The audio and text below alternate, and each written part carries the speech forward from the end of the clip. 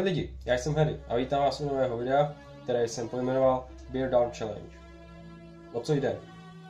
Jde o to, že po nějakých 3 až 4 měsících jsem se rozhodl, že schodím svůj vůz dolů. No a poté, co jsem byl dneska u holičky, tak jsem se spontánně rozhodl, že bych jí mohl udělat dneska tuhle challenge a doufám, že se vám to bude líbit.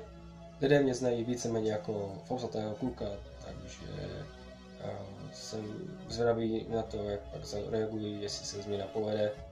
A popravdě řečeno, já už sám si nepamatuju, jak vypadám bez fousů, takže doufám, že to nebude takový šok pro mě a pro okolní lidi. Takže uvidíme, jdeme na to.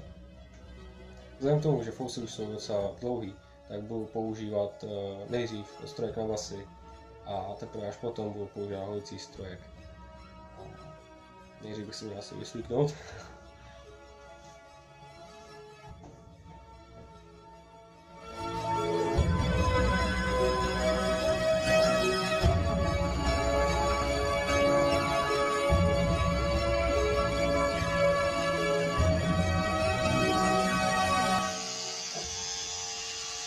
Tak, to je crazy.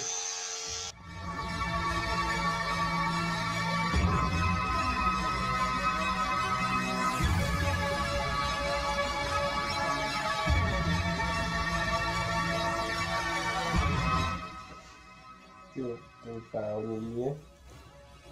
Fáze 1 byla ukončená zdárně a přijdeme v fázi 2, ve které budu používat svůj oblíbený, i když málo používaný Jet Fusion Power.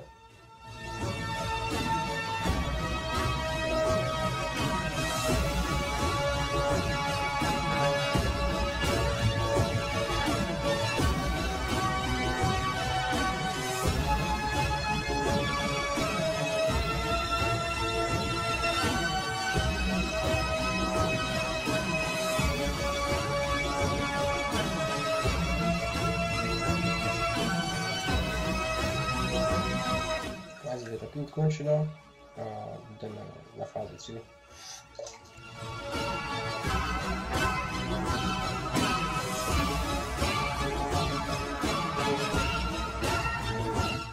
Fáze 3 zároveň ukončena a je to divný, je to hodně divný koukat takhle na sebe po 3-4 měsících a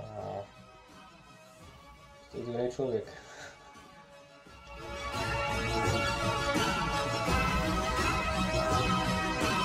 Pokud se vám video líbilo, zanechte like a moc by mě potěšilo, kdybyste kliknuli na tlačítko odebírat.